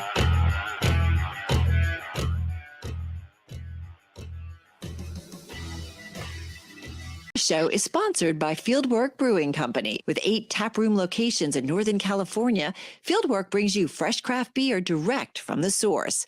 Fieldwork will also ship beer direct to your door if you live in California. Visit fieldworkbrewing.com. There you go, Eno. You're official now. Whenever you have the voice lady get the sponsor before your show, it's now official. Move it on up. Yeah, really good it. stuff. And we love Fieldwork and love the idea. I mean, who doesn't like beer coming to your front door? Yeah. No, I love that. And they're so great because of they're just so great across all styles. And you know, it's cool too. Their tap room approach has just been to be like local. They don't really distribute, you know, nationally. They don't worry about that.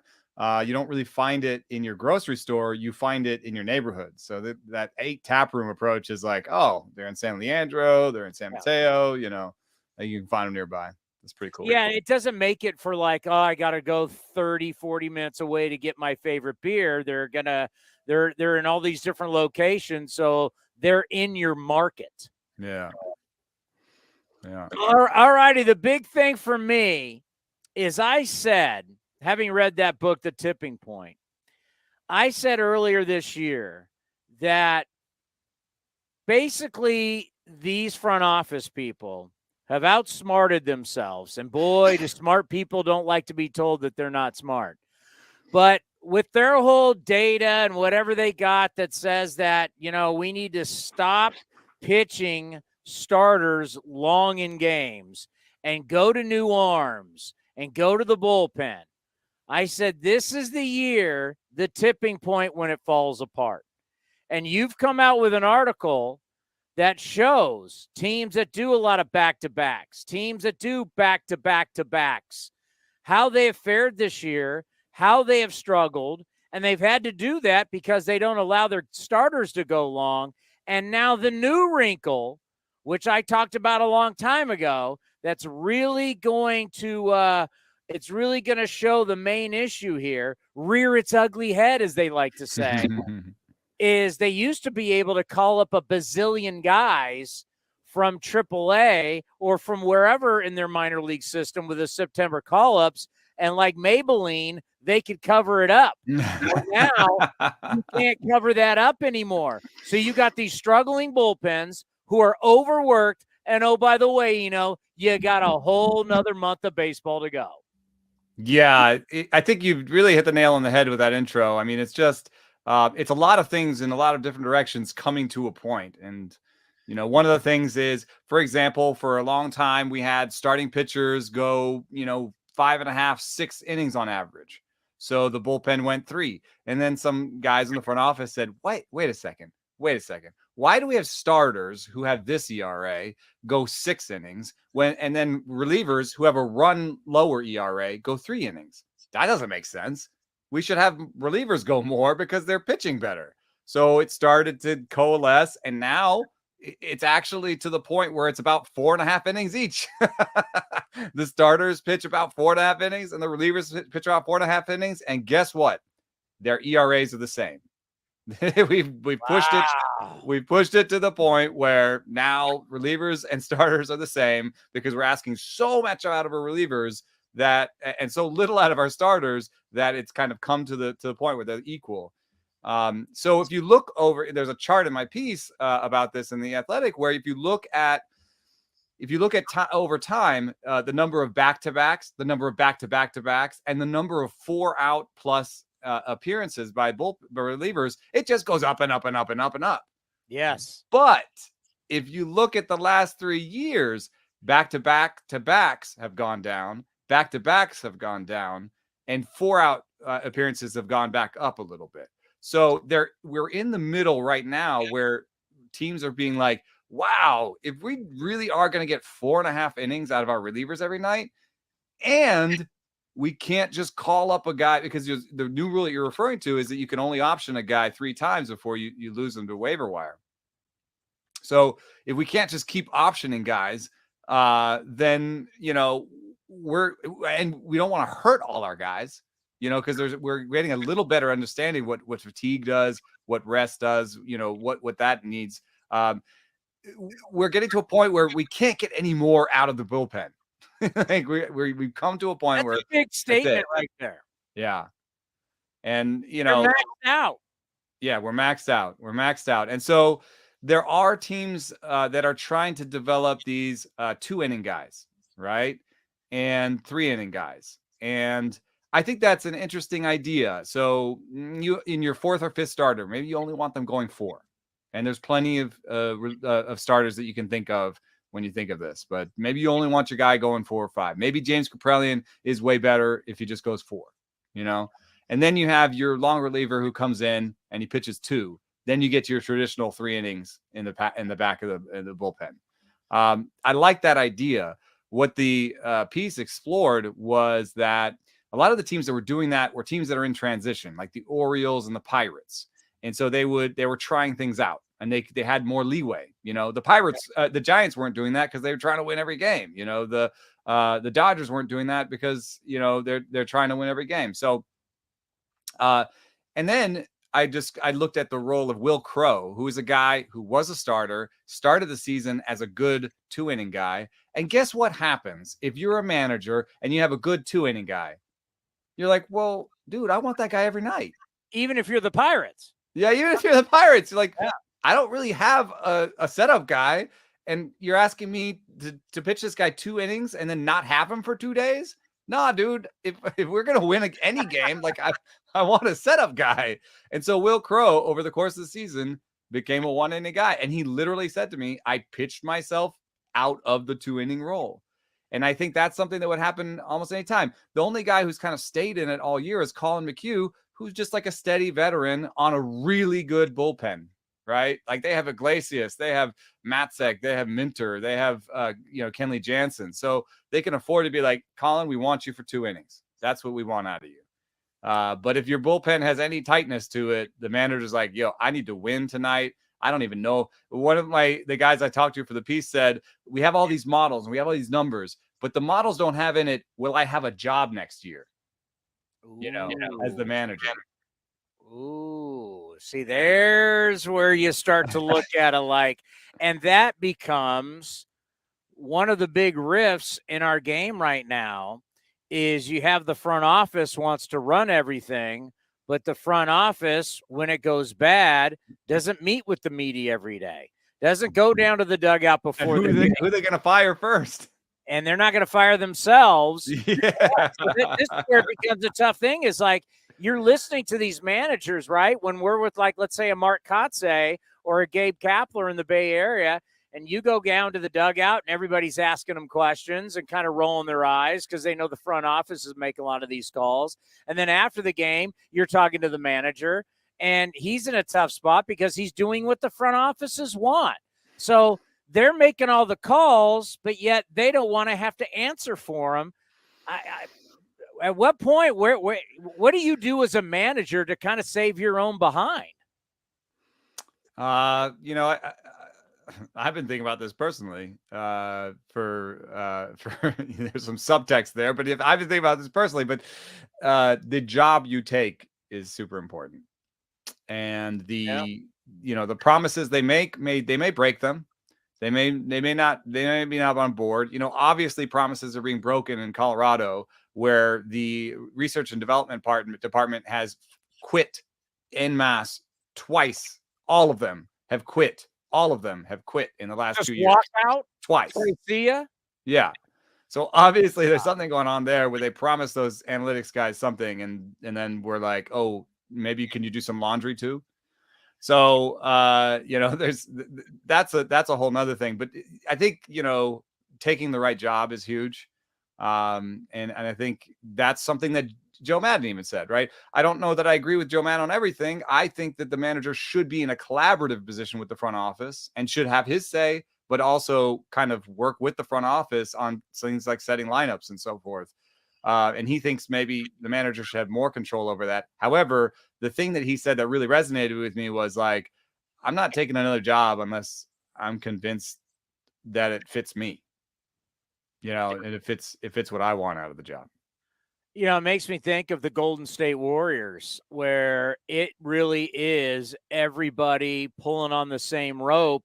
And Steve Kerr, they're not telling Steve Kerr, you have to do this and you have to do that. And I mean, they work together. It's very healthy with their analytics, their head coach. Their head coach obviously was a GM. He's bought into that. So if you get that kind of mix where everybody's working together, it would be good. But I just get the sense we're not seeing a lot of that. And go ahead. You know what works against that? So in baseball, you're not paying as well, especially for analytics and for a lot of the front office positions. You're not paying these people as much as you could in other industries, right? So an analytics guy could work for a team for 60-70% of what he could work for, KFC, Kentucky Fried Chicken, or PepsiCo, or whatever, right? Google, Amazon. Yeah, exactly. All those guys are going to pay them more. And so what happens is there's a lot of turnover. So some guys, for the love of the game, they'll go in, they'll work in the game. And if they find themselves doing laundry instead of doing the analytics they were supposed to do, they're out. And so the response in the game has been something called siloing. And so what that is the Dodgers, the Yankees, a lot of the big places that spend a lot of money on analytics, what they do is, hey, this is your sandbox. You're going to work on this. You're going to model this aspect. You're going to work on this little thing. One thing. You're not going to get to see the whole thing. Because if you saw the whole thing and someone else hired you or you left, what would we do? And so siloing is something that the big teams do in order to protect themselves, to protect their knowledge. And it makes sense from their standpoint. But what you're talking about doesn't really work that well if everyone's siloed, right? And so what happens is like government. This is like top secret stuff, and you only get to see this, and you only have clearance for that. Not everybody gets to see that's high. Where are the aliens buried? Where are the spaceships? You only get to see how. Wow, that's kind of. And how do you foster a sense of teamwork and collaboration if not everybody can see everything? And so what happens then is you get sort of a directive on high, and I think we had an example of this recently. The directive on high was Sonny Gray. You throw your high spin fastball high in the zone because we've done the research. Throw it high in the zone. We're going to tell the pitching coach what to do from on high. We're going to say, tell Sonny Gray to throw the high fastball, and to throw the slider in the zone. Now, Sonny says, he said this to me later. I did a piece on it at the Athletic. Sonny says to me later, I'm the high spin, but I'm low slot. no one's ever taught me to throw high in the zone. I don't really have good command of the fastball high in the zone. I can go there sometimes, but it's not my wheelhouse. And so he was trying to go high, and he was missing middle. And then he said, also, by the way, I don't really throw a slider. You think I throw a slider? I throw a hard curveball. I throw a hard curveball and a softer curveball. And if you're asking me to throw my hard curveball in the zone, the mechanics of it totally change. Like I yank that thing, and that's why it has all that movement. If you're asking me to sort of aim higher, it becomes a cement mixer. And the numbers on a slider in New York were awful. His command really suffered when he was trying to throw in places he'd never thrown before. And I think, I have some sympathy for Larry Rothschild, his pitching coach at the time, because I have no idea what the siloing, what sort of back and forth there was. Maybe he communicated what Sonny was saying to the front office and they ignored him. Maybe there was no line of communication. Maybe Sonny, Sonny could be an irascible guy too. Maybe Sonny just wasn't telling his pitching coach any of this. But he told me, and so he was telling somebody. He was talking about it. He told you. but it does tell us. But it tells us a little bit about like he had these thoughts. Yeah. If somebody was listening, if there was a more collaborative process, that's the whole thing right there. To me, is if the manager says something or the player says something, listen. If you say, "Oh, we figured out that you can save." We can save 5 runs, or we can win one more game a year if you run this route around the bases. And we put the cones out, and you put the cones out. And then an older player says, "Yo, man, I can't run like this. What are you talking about? I've been playing baseball for 25 years. You want me to run this thing? I'm gonna blow an ACL." If one person says that to you, you gotta be like, all right. Let's soften the lines. Let's do this. Let's look at it again. You gotta listen to people. And I think that the one place where smaller market teams can actually outdo the bigger market teams is teamwork, collaboration, listening to each other. Yeah, in layman's terms, athletes perform better when they're comfortable. Yeah. You can help them get better, but if you're just sending some edict down from somewhere in this sandbox saying, you must do this because this is what the data says, and as an athlete, you don't feel comfortable doing that in the heat of battle, you just don't go tell Tiger Woods, hey, this is how you should swing the club when you're at the Masters. And, no, Tiger's got to feel comfortable when he's in the heat of battle with what he's doing with the golf ball, what a quarterback's doing when he's throwing the football and he's reading defenses and the biggest, strongest, fastest humans are coming to knock his head off. Guys got to feel comfortable. And if data people don't understand that, then you're right. We're not working together. And what did Cincinnati do with Sonny Gray? Put him together with his college coach. Comfortable. Just said, hey, here, we'll put you in front of the machines. We'll try to have a plan, but do you is the best you can do. And we'll be here to help. This is going to be fabulous every single week. Cause we're already almost 16 minutes in and we've just been rapping, right? It's awesome. We'll end on this. I've got people tugging at me. I know how I feel about Judge versus Ohtani. It's clearly a 2-horse race. And it was just great for baseball to have them play each other, especially on a Monday, Tuesday, Wednesday, when everybody in sports now is focusing on training camp and all that kind of, the NFL starting, college football starting. It was really a good shot for baseball to have Yankees, Angels, earlier in the week when really no one would care. How should we look at, in your opinion, when judging the most valuable player in the American League? How should we judge Ohtani versus Judge versus Ohtani? Because they may not be apples to apples in a comparison. Yeah, and even as a pitching guy, I don't love pitching wins above replacement. The easy answer would be the whole idea of wins above replacement is to sum up everything that the player does on the field and sum it into one number, runs, and then turn that into wins above replacement. The problem is that just judging how good a pitcher is really tough because every ball in play, there's teamwork involved. Their defense comes to the plate every time, they allow a ball in play. And if you ignore all balls in play, then you're also not judging the pitcher very well because some pitchers get a ton of ground balls. Some pitchers get a ton of weak fly balls, and those things are true. I don't love any one pitching war. I think the wins above replacement helps us sort of group players. But what you see when you do that, you add up Shohei Ohtani, what he does, you get about a 7. And when you add up Judge, you get about an 8. So maybe Judge should just get it this year. I don't know. It's very difficult because, that pitching number is suspect. Ohtani is maybe one of the 3 best pitchers in the American League this year. So if you're in line to be in the Cy Young and also are an all-star as a hitter, why aren't you the MVP every year? Can I give you one thing? I'm just a defense attorney that has to poke holes in everybody's theory. All right? You're the jury. I've been saying this to people, and when I say it, they go, oh. Because right now, to me, Shohei Ohtani is the bearded lady at the circus. Everybody wants to go see the bearded lady, right? The bearded lady's great. There was a point where we were all sitting around talking about, oh, my God, Trout and Ohtani in the postseason. This could be incredible for baseball. All of a sudden, the Angels took an absolute dive, had a horrible month, lost 14 straight, franchise record. Lost 14 straight. Their season was over. Joe Madden, who you mentioned, now gets fired from his dream job. In that time is when you need your best players, Trout and Ohtani, to keep you from losing 14 straight games. That's what MVPs do.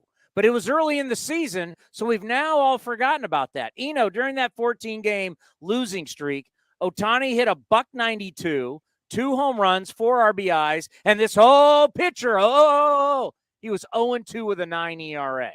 When I needed my guys the most to help my season, and at this point we now realize save your season, nowhere to be found. Does that sound like an MVP to you?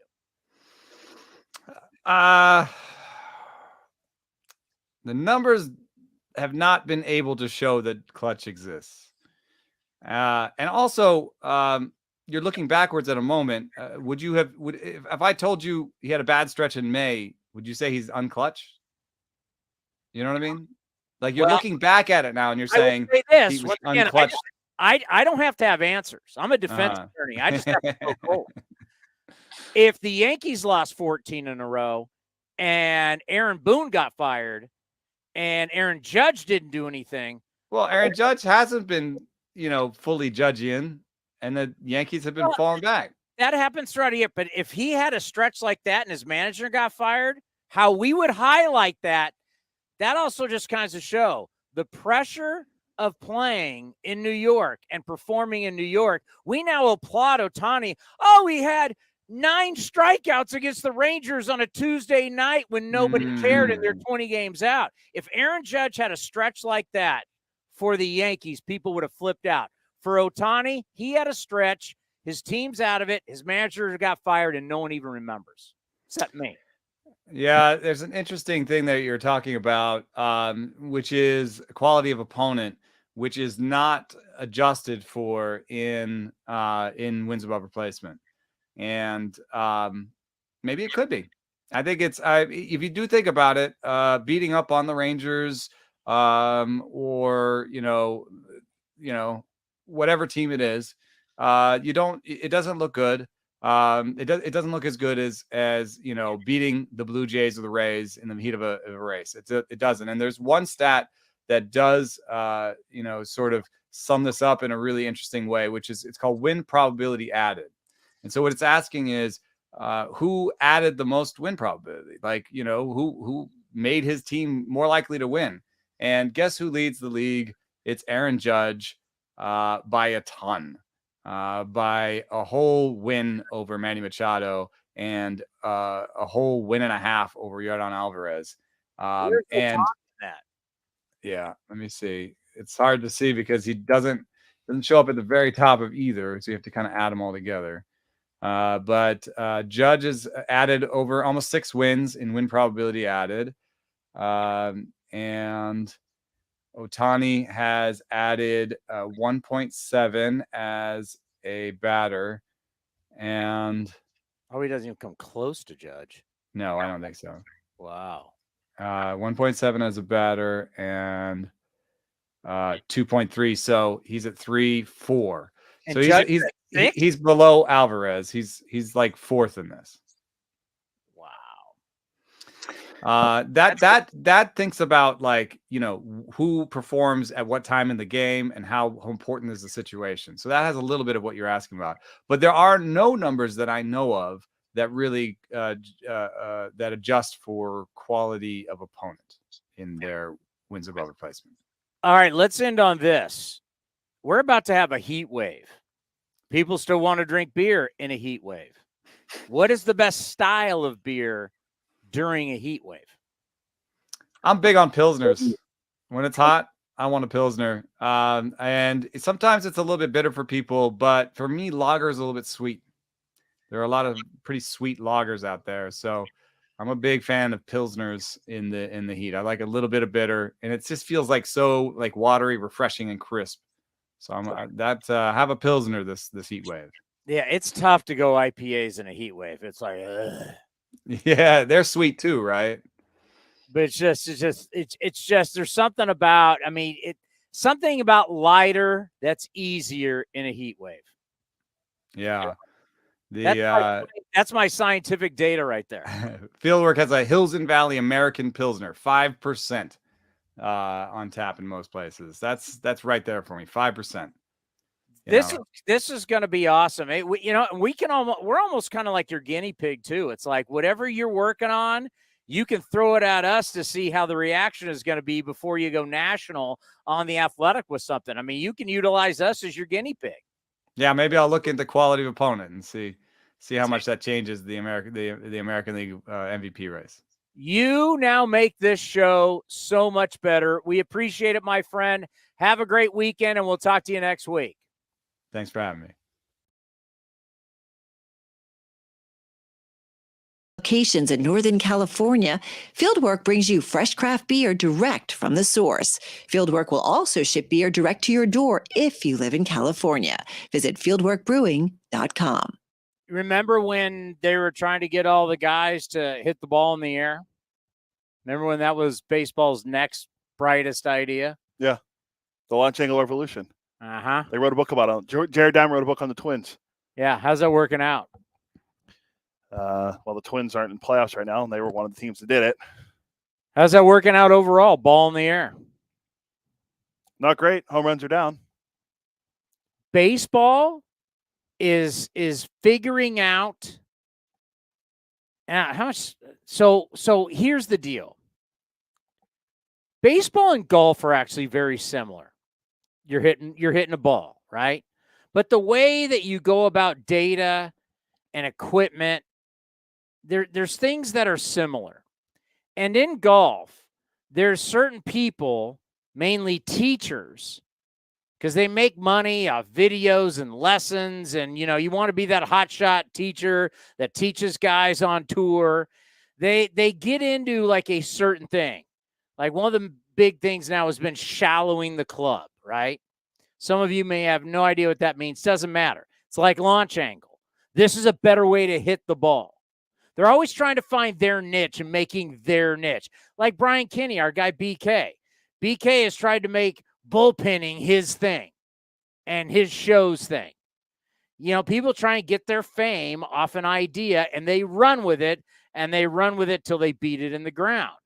And what baseball is slowly but surely doing is regulating their game. They're figuring out stuff that's not good for their game, and they're regulating it. They're regulating how many pitchers that you can have. We're about to have a pizza pie put from second base through the infield dirt. We're going to have lines. Someone said to me, you can be cool with having lines on the dirt on an MLB field. I went, I've spent my entire career watching that. It's called the Raiders and the A's. I've always seen, my entire life. Does everybody not remember that every single team had this? Name it. Giants, Candlestick Park, A's, Oakland Coliseum, Mariners in the Kingdome, Pirates of Three Rivers, Padres, Angels with the LA Rams, Bengals and Cincinnati, Pirates and Pittsburgh, Miami Dolphins. Well, the Miami Dolphins didn't have it at the Orange Bowl, but they had it when they were in Joe Robbie. I can go on and on. Didn't the Phillies and Eagles share the Veterans Stadium? Yeah, so did Vikings and the Twins shared the Metrodome. I've seen lines on a baseball field my entire life. What the hell are you talking about? And if you're telling me we get this pizza pie and all of a sudden base hits back up the middle and line drives back up the middle matter, oh, I'd love to see that. We're now regulating the game. Seriously, we're regulating the game of baseball against front offices. Can you tell me that I'm wrong? You're not wrong. You're also the person who said, can you see lines on the field? I'm going to be Captain Obvious here, but there already are lines on the field. It's called the foul lines. Well, inside play. I know, but I'm just saying. On the dirt. I'm being me. I know it all. So he is, by the way. He is. That's kind of the deal. Wait, what? 1 minute. What? We're out? Yeah, it's 33 o'clock.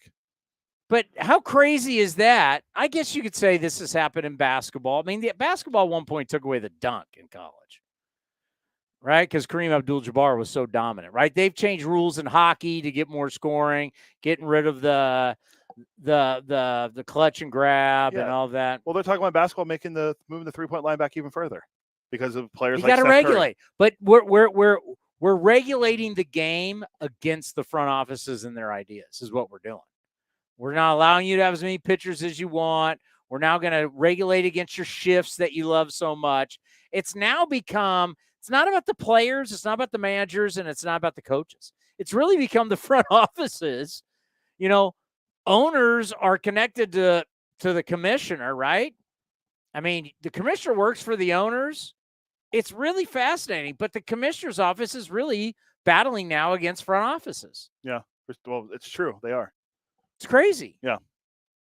And, we've talked a lot about the bullpens. Let's wait. We got a month left. Let's just see how these bullpens, without the reinforcements, how they do.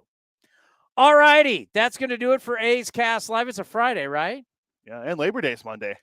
We're off on Monday? Yeah, Labor Day. No game either. Oh, I want to work. What are you talking about? We don't work on Labor Day? Oh, we actually have the day off. There's no game. I don't know what I'm going to do with myself. I'm just sitting in the studio by myself and maybe you could go play 36. Film a podcast. Why don't you play 36?